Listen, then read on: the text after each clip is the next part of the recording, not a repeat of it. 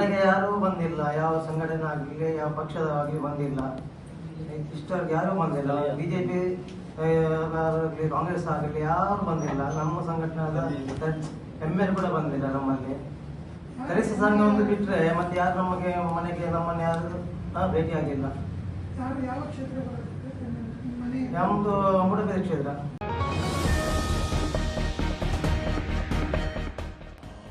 ನಾವು ಅದು atrocity case ಮಾಡಿದ ಮೇಲೆ ಅದರಲ್ಲೂ ಅಟ್ರಾಸಿಟಿ ಕೇಸ್ ಮಾಡುವುದಾದ್ರೆ ಪೊಲೀಸ್ ಇಲಾಖೆ 3 ತಿಂಗಳು ಆಲಿಸಿತ್ತು, ಮಾಡಲಿಕ್ಕೆ ಬರುವುದಿಲ್ಲ ಅಂತ. ಈಗ ಅವರ ಮನೆಯವರಿಗೆ ಆಧಾರ ಯಾರಿದ್ದಾರೆ? ಇವರು ಈ ಹಿಂದೂ ಸಮಾಜ ಅನ್ನುವವರು ಇವರನ್ನು ನೋಡ್ಬೇಕಲ್ಲ.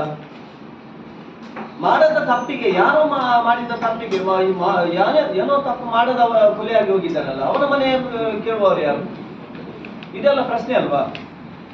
ಒಂದು ಏನಾದ್ರೂ ಅವನ ಮೇಲೆ ನನ್ನ ಮೇಲೆ ಏನಾದ್ರೂ ಕ್ರಿಮಿನಲ್ ಪ್ರಕರಣ, ನಾನು ಯಾರಾದ್ರೂ ವೈರತ್ವ ಇಟ್ಕೊಂಡಿದ್ರೆ ಕೊಲ್ಲುವುದು ತಪ್ಪೇ. ಈಗ ಸುಭಾಷ್ ಶೆಟ್ಟಿಯನ್ನು ಕೊಂದದ್ದು ತಪ್ಪೇ, ಕಾನೂನಿನಲ್ಲಿ ಶಿಕ್ಷೆ ಆಗ್ಬೇಕು. ಯಾರನ್ನು ಕೊಲ್ಲು ಹಾಕು ಪ್ರಜಾಪ್ರಭುತ್ವ ವ್ಯವಸ್ಥೆ ಇಲ್ಲ. ಆದ್ರೆ ನಾವು ನಿರ್ದಿಷ್ಟವಾಗಿ ಹೇಳುವುದು, ಈ ಕೀರ್ತಿ ಹುಡುಗ ಪಾಪ ಕಷ್ಟಪಟ್ಟು ಅವನನ್ನು ಶಾಲೆಗೆ ಸೇರಿಸಿ ಓದಿದ್ದಾರೆ, ಮನೆಗೆ ಆಧಾರವಾದ ಸಮಯದಲ್ಲಿ ಹೀಗೆ ಕೊಲ್ಲುದಿದ್ರೆ ಈ ಸಮಾಜ ನಡೆಯಲಿಕ್ಕೆ ಹೇಗೆ ಸಾಧ್ಯ? ಮೊನ್ನೆ ಅಬ್ದುಲ್ ರೆಹಮಾನ್ ಒಂದು ವಿಶ್ವಾಸದಲ್ಲಿ ಹೋದದ್ದು, ಈ ಸಮಾಜ ನಡೆಯಲಿಕ್ಕೆ ಹೇಗೆ ಸಾಧ್ಯ? ನಾವು ಈಗ ಒಂದು ವಿಶ್ವಾಸದಲ್ಲಿ ನಾವು ಇವರೊಟ್ಟಿಗೆ ಹೋಗ್ತೇವೆ, ಕರ್ಕೊಂಡು ಇವರೇ ಕೊಲ್ಲುದಾದ್ರೆ ಈ ವ್ಯವಸ್ಥೆ ನಡೆಯಲಿಕ್ಕೆ ಹೇಗಾಗುತ್ತೆ? ವ್ಯವಹಾರ ಹೇಗೆ ಮಾಡುದು? ಅಥವಾ ನಾವು ದುಡಿಯುವುದು ಹೇಗೆ? ಇದು ನಿಲ್ಬೇಕು. ನಾವು ಒಟ್ಟಾರೆಯಾಗಿ ನಾವು ಈ ಕೊಲೆಯಲ್ಲಿ ಧರ್ಮ, ಪಕ್ಷ, ಜಾತಿ ಹುಡುಕುದಿಲ್ಲ. ಯಾರು ತಪ್ಪು ಮಾಡಿದ್ರು ತಪ್ಪೇ. ಇವತ್ತಿನ ದಿನ ನಾನು ಹೇಳೋದೇನೆಂದ್ರೆ, ನನ್ನ ಮಗ ಕೀರ್ತಿ ಕೊಲೆ ಆಗಿದ್ದಾನೆ. ಯಾರಿಂದ ಆಗಿದೆ ಅಂತ ನಮಗೆಲ್ಲರಿಗೂ ಗೊತ್ತಿದೆ ವಿಷಯ. ಗಾಯದಂದ್ರೆ ಈ ನನ್ನ ಮಗನಾದ ತನಿಖೆಯನ್ನು ಸೂಕ್ತ ತನಿಖೆಯಲ್ಲಿ ಆಗಬೇಕು. ಯಾರ ವಿಷಯಕ್ಕೂ ಒಳಗಾಗಬಾರ್ದು. ಹಾಗೆ ಅವರು ಹಾಗೆ ಅಂತಾರೆ, ಹೀಗೆ ಹೇಳ್ತಾರೆ ಅಂತ ಆಗಬಾರ್ದು. ಎಲ್ಲ ಒಳ್ಳೆ ರೀತಿಯಲ್ಲಿ ತನಿಖೆ ಆಗಬೇಕಂತ ನಾನು ಕೇಳ್ಕೊಳ್ತೇನೆ. ಯಾವ ಕಾರಣಕ್ಕೆ ನಿಮ್ಮ ಮಗನದ್ದು ಹತ್ಯೆ ಆಗಿತ್ತು? ಈ ಕಾರಣ ಏನಂದ್ರೆ ಏನು ಕಾರಣ ಅಂತ ನಮಗೆ ಹೇಳಿಕಾಗಲ್ಲ. ಏನೋ ಪ್ರಿನ್ಸಿಪಲ್ ಇದ್ರು ಬಂದು ಸಡನ್ ಆಗಿ ಕೊಲೆ ಮಾಡಿಬಿಟ್ರು. ಯಾವ ವಿಚಾರ ಅಂತ ನಮಗೂ ತಿಳಿದಿಲ್ಲ. ಅವ್ರೇನು ಅಂತ ಯಾವ ಸಂಘಟನೆ ಇದ್ದಿಲ್ಲ. ಯಾವ ವಿಷಯ ಪ್ರಿನ್ಸಿಪಲ್ ಅಂತ ಒಂದು ಕೂತ್ಕೊಂಡು ಮಾತಾಡ್ತಿದ್ರು ಅಷ್ಟೇ. ಆರೋಪಿಗಳು ಮತ್ತು ಅವನಿಗೆ ಮೊದಲೇ ಪರಿಚಯ ಇತ್ತ ಕೀರ್ತಿ? ಆರೋಪಿಗಳಿಗೆ ಪರಿಚಯ ಇದ್ದಿಲ್ಲ. ಅವರ ಪರಿಚಯನೇ ನನ್ನ ಮಗನಿಗೆಲ್ಲ, ನಮಗೂ ಇಲ್ಲ, ಯಾರಿಗಿಲ್ಲ ಅವನ ಪರಿಚಯ. ಈಗ ಇತ್ತೀಚೆಗೆ ಗೊತ್ತಾಗಿದೆ, ಯಾಕಂದ್ರೆ ಬಂದ ಮೇಲೆ ಆಧಾರ ಸಂಭಾಗ ಇದ್ದವನು ಅವನನ್ನ ಈ ತರ ಮಾಡಿಬಿಟ್ರು. ಒಬ್ಬನೇ ಮಾತಾಡ. ಯಾರೆಲ್ಲ ಆರೋಪಿಗಳು ಅದರಲ್ಲಿ?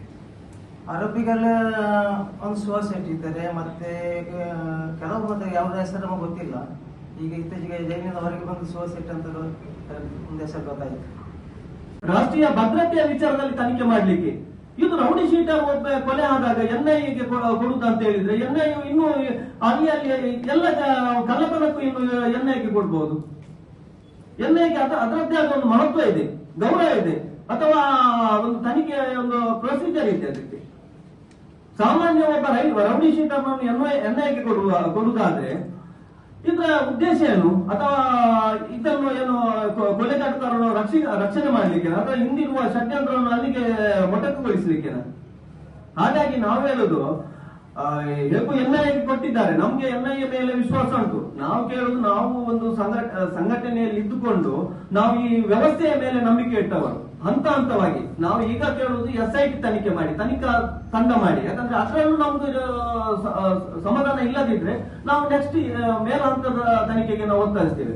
ಮೊದಲಾಗಿ ಈ ಜಿಲ್ಲೆಯಲ್ಲಿ ನಡೆದಂತ ಎಲ್ಲ ಮತೀಯವಾಗಿ ಅಥವಾ ಪ್ರತೀಕಾರದ ಹತ್ಯೆಗಳನ್ನು ನಾವು ಈ ಮೂಲಕ ಸರ್ಕಾರಕ್ಕೆ ಒತ್ತಾಯಿಸುವುದು, ವಿಶೇಷ ಒಂದು ತನಿಖಾ ತಂಡ ಮಾಡಿ ಅದನ್ನು ಪತ್ತೆ ಹಚ್ಚಿ. ಯಾಕಂದ್ರೆ ಈಗಾಗಲೇ ಮಾತಾಡಿದವರು ಹೇಳಿದ ಹಾಗೆ ಈಗ ಈ ಒಂದು ಎಲ್ಲಾ ಕೊಲೆ ಪ್ರಕರಣಗಳಲ್ಲಿ ಕೊಲೆಯಾಗುತ್ತಿರುವವರು ಮತ್ತೆ ಜೈಲಿಗೆ ಹೋಗುತ್ತಿರುವವರು ಎಲ್ಲ ಬಡ ಸಮುದಾಯದ ಮತ್ತೆ ಮಧ್ಯಮ ವರ್ಗದ ಜನರು. ಪಾಪ ಈ ಭಾಷಣ ಮಾಡುವವರು ಅವರ ಮನೆಯವರು ಯಾರು ತವರು ಹಿಡಿದಿಲ್ಲ, ಕೊಲೆಯೂ ಆಗುದಿಲ್ಲ ಅಥವಾ ಜೈಲಿಗೂ ಹೋಗುದಿಲ್ಲ. ಈ ಕೋಮು ಭಾಷಣ ಯಾರು ಮಾಡ್ತಾರ, ಕೋಮು ಹೇಳಿಕೆ ಯಾರು ಮಾಡ್ತಾರ, ಅವರ ಭಾಷಣ ಕೇಳಿ ಇವರು ಜೈಲಿಗೆ ಹೋಗ್ತಾರೆ, ಇವರ ಭವಿಷ್ಯವನ್ನು ಹಾಳು ಮಾಡ್ತಾರೆ. ನಾವು ಹೇಳೋದು ಇಷ್ಟೇ, ಇದರ ಹಿಂದಿರುವ ಪಾತ್ರಧಾರರಲ್ಲ ಅಲ್ಲ, ಸೂತ್ರಧಾರರು ಯಾರು ಅಂತ ಕಂಡುಹಿಡಿಬೇಕು. ಸರ್ಕಾರ ಒಂದು ಗಂಭೀರವಾಗಿ ಇದರ ಬಗ್ಗೆ ಆಲೋಚನೆ ಮಾಡಬೇಕು. ಸೂತ್ರಧಾರರನ್ನು ಕಂಡುಹಿಡಿದು ಅವರಿಗೆ ಶಿಕ್ಷೆಗಳು ಪಡಿಸಿದ್ರೆ ಮಾತ್ರ ಈ ಒಂದು ಕೊಲೆಗಳಿಗೆ, ಜಿಲ್ಲೆಯಲ್ಲಿ ನಡೆಯುವಂತಹ ಸರಣಿ ಕೊಲೆಗಳಿಗೆ ಪೂರ್ಣ ವಿರಾಮ ಹಾಕಲಿಕ್ಕೆ ಸಾಧ್ಯ. ಹಾಗಾಗಿ ನಾವು ಈ ಒಂದು ವಿಚಾರವನ್ನು ರಾಜ್ಯ ಸರ್ಕಾರ ಗಂಭೀರವಾಗಿ ತೆಗೆದುಕೊಳ್ಬೇಕು.